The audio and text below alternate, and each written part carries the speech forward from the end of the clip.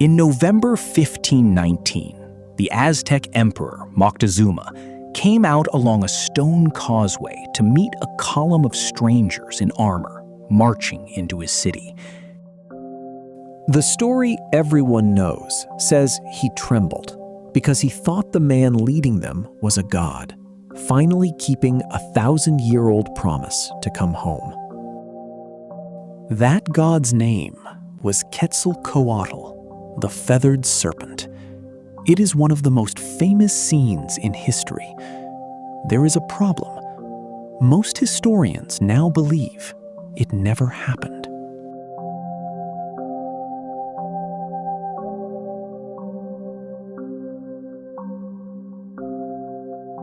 Quetzalcoatl. In the Aztec language, Nahuatl, it means feathered serpent. Quetzali, the brilliant green tail feather of the quetzal bird, and coatl, serpent, precious serpent. The Aztecs worshipped him as a creator, the wind, the morning star. But here is what almost everyone gets wrong. The Aztecs did not invent him. They were late arrivals. 1,000 years before their empire, in the great city of Teotihuacán, around the year 200, masons were already carving feathered serpents into stone.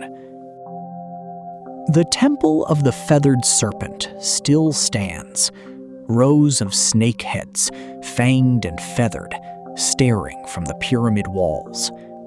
In that early city, he may have been a spirit of earth and rain, not yet the god the Aztecs would know. By the time the Aztecs raised their temples, Quetzalcoatl wore many faces. As Ehécatl, he was the wind itself, drawn wearing a mask like a duck's bill, breathing life across the world. His temples were round because the wind hates a corner. As the morning star, the planet Venus, he died and was reborn on a loop the priests could measure. 5 Venus cycles fitting almost perfectly into 8 years. He was a creator, too. In one telling, he descended into the underworld, gathered the bones of the dead age, and let his own blood fall on them to wake the first humans. One name, a wind, a star, a maker of people.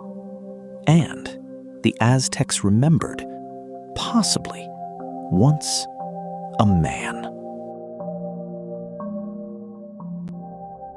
They kept the memory of a priest king named Topiltzin Quetzalcoatl, our Prince Quetzalcoatl, who ruled the city of Tula in the 10th century.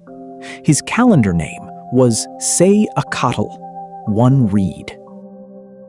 They said he forbade human sacrifice. Where other gods demanded blood, his altars accepted only butterflies, snakes, jade, and feathers. But the stories say he had an enemy. Tezcatlipoca, the smoking mirror, god of night and sorcery, came to Tula to ruin him. He showed the king a mirror and his own aged face. He poured him pulque, the fermented drink, until the righteous king was drunk and disgraced. Shamed, Topiltzin fled east, to the sea. And here, the man and the god melt together. The legend says he built a raft of serpents, set himself alight on the water, and as his body burned, his heart rose into the sky and became the morning star. We have to be honest about what this is. It is a legend. written down decades after the conquest by friars and scribes from memories and picture books already fading. The man and the god had already become hard to tell apart. While Tula rose and fell, the same serpent was already wearing other names. To the Maya of Yucatan, he was Kukulkán. To the Quiché people, he was Cucumatz, which simply means feathered serpent. At Chichén Itzá, they built him a pyramid, El Castillo, and engineered something eerie into it. Twice a year, on the equinoxes, the setting sun throws a zigzag of light and shadow down the northern stair, joining the carved snake's head at the bottom, a serpent of light descending. The effect is real. Whether the builders meant exactly what modern crowds read into it, scholars can only infer. The message of the building is clear. The feathered serpent was never one city's god. He outlasted them all. And so we come back to 1519, the causeway, the armored column, and the emperor going out to meet them.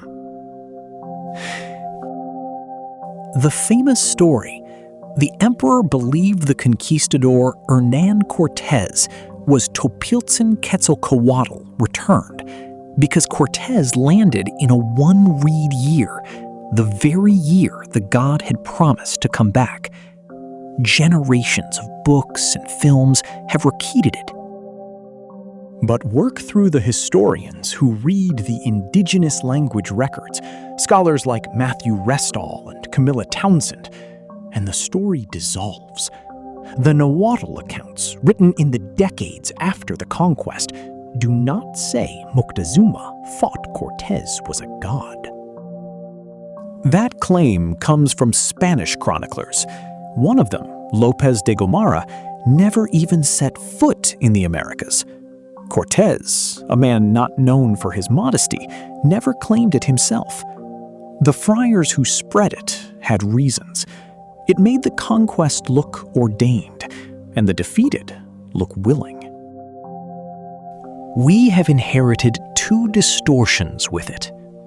Mesoamerican art did sometimes give the feathered serpent a beard, but it never gave him white skin or a European face. That pale savior is a colonial portrait, laid over a god who looked nothing like him. And the idea of a good Quetzalcoatl at war with an evil Tezcatlipoca is a Christian lens over a far older idea. In the original cosmos, they were opposites that needed each other, not good and evil. The empire that worshipped Quetzalcoatl fell in 1521. The serpent did not. The Nahuatl, the people whose ancestors built that world, are not a vanished civilization. More than 1 million people still speak Nahuatl today. You will find the feathered serpent painted on Diego Rivera's walls. You will find it in Mexico's national memory and in ceremonies far older than the Spanish. Scholars and Nahuatl communities alike draw a line between that living memory and the New Age fantasy that sometimes borrows the god's name. Scholars and Nahuatl communities alike draw a line between that living memory and the New Age fantasy that sometimes borrows the god's name. Quetzalcoatl survived 3 empires, a conquest, and a convenient lie. He did not need to circle the world to be permanent. He only had to be remembered.